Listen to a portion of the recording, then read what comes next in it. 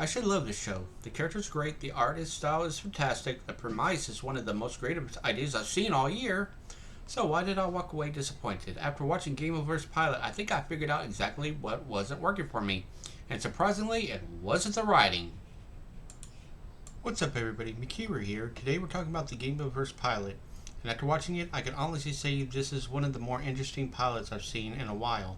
Because I walked away with two completely different thoughts. The first thought was, wow, there's a lot of talent behind this. The second thought was, why am I struggling to connect with it? Now before anybody grabs their pitchforks, this is not a hate video. In fact, there are things about this pilot that I genuinely enjoyed. The characters are likable, the premise is clever, the art style is fantastic, the humor works, the emotional moments work. There was one aspect of the show that kept pulling me out of the experience, and that's something I want to discuss today. I also want to talk about the discussion surrounding Kit's design because that's become a surprisingly large topic online as of late. So let's break this thing down. The first thing that grabbed me was the concept. The basic idea is actually pretty brilliant. You got the game worlds trapped in a cycle. Normally in games the hero defeats the villain and saves the day. That's the formula we've all grown up with. Mario saves Peach, Link's defeats Ganon, Mega Man defeats Dr. Wily, good wins, everybody celebrates the end. Gameoverse asks a different question though. What if the hero winning actually destroys the world? That is a genuinely fascinating premise. Suddenly, every victory becomes a tragedy, every successful ending becomes a disaster, and that completely changes how you view the story. The moment I understood that concept, I was immediately interested because that's not something you see every day. The second thing that impressed me was the characters. Let's start with Kit. Kit immediately comes across as someone carrying a tremendous amount of emotional baggage. The opening nightmare tells us everything we need to know. This is not somebody going on an adventure for fun. This is someone trying desperately to prevent history from repeating itself. There's trauma there. There's guilt there. There's fear there. It gives her actions weight. Even when she makes mistakes, I understand why she's making them. That's important. A lot of characters are written to simply move the plot forward. Kit feels like someone reacting to pain, and that's a good thing. Then you've got Gobbles, and honestly, Gobbles might be my favorite character in the pilot. At first he feels like comic relief.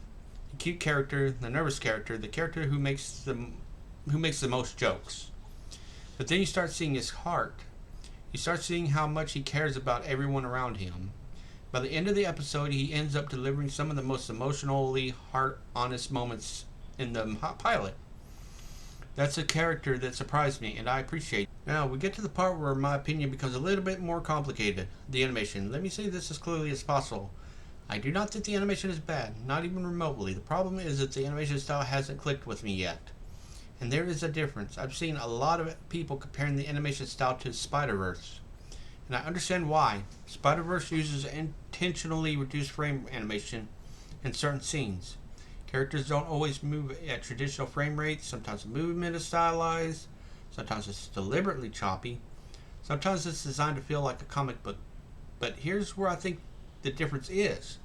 Spider-Verse surrounds the animation style with a tremendous amount of visual energy.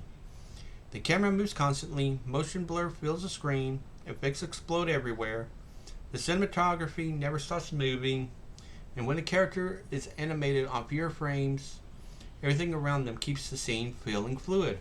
With Gameoverse, there were moments where the animation felt more rigid than stylized. There were moments where movement felt held a little too long. Moments where transitions feel slightly awkward. Moments where I became aware of the animation itself, and whenever I became aware of the animation, it usually means I pulled out of the story. That's what happened to me. Not constantly, but enough that I noticed it. Now here's the thing. This might be a me problem. Seriously, I mean that. Because that isn't the first time that this has happened. When I first watched The Amazing Digital Circus, which I'm a big fan of, I wasn't immediately sold on everything either. There were stylistic choices that felt unusual. There were creative decisions that took me time to adjust to. Then I watched it again, and again, and eventually it clicked. So it's entirely possible that Gameoverse is going through the same process for me. The foundation is strong enough that I want to give it additional chances. And honestly, that's probably the biggest compliment I can give it. Because if I truly disliked it, I wouldn't want to watch it again, but I do. Now, let's talk about the elephant in the room. Kit. Specifically, conversation surrounding her design. I've been seeing people online calling Kit Gooner bait. Honestly, I think that's oversimplifying the discussion. Look, character designers knows what they're doing. Animation studios know what they're doing. Artists know what they are doing. Visual appeal has always been a part of the character design. That's not new. That's been happening for decades. Look at every 80s anime or any fan art that you see. Even some anime has fan art and fan service. But here's my question. Is that all the character is? Because that's the part that matters. When I watched the pilot, I wasn't thinking about Kit's appearance. I was thinking about her trauma, her guilt, her fear, her mistakes, her responsibilities. The things that make her a character. Could some people focus exclusively on her design? Sure, that's the internet. The internet will internet. But I think reducing Kit entirely to so-called Gooner bait ignores the actual writing. And whether you like the show or not, I think the writing is trying to do more than that. She's clearly carrying emotional scars. She's clearly important to the story, and I think that's what deserves the most attention. So, where do I land on Gameoverse pilot? Honestly, cautiously optimistic. I think the premise is fantastic. I think the characters are strong. I think the art style is beautiful. I think the emotional foundation is solid. My only major issue right now is the animation timing. And even then, I'm not convinced that something I won't eventually warm up to. Because I've had shows grow on me before. Maybe Gameoverse becomes one of those shows. Maybe it doesn't. But I'm definitely interested enough to keep watching and find out. And that's why I think this pilot succeeds. Because even with my criticisms, I want to see episode 2. I want to learn more about these characters. I want to see where this world goes. And I want to see the creators continue developing the series. That's a pretty good place for a pilot to lead me. If you watch Gameoverse, let me know what your thoughts are down below. Did the animation work for you? Did it take time to adjust? What did you think of Kit, Gobbles, and the overall concept? If you enjoyed this review, don't forget to like, subscribe, comment, and ring that notification bell. I'm Meikeru, and I'll be seeing you all next time. Later, everybody.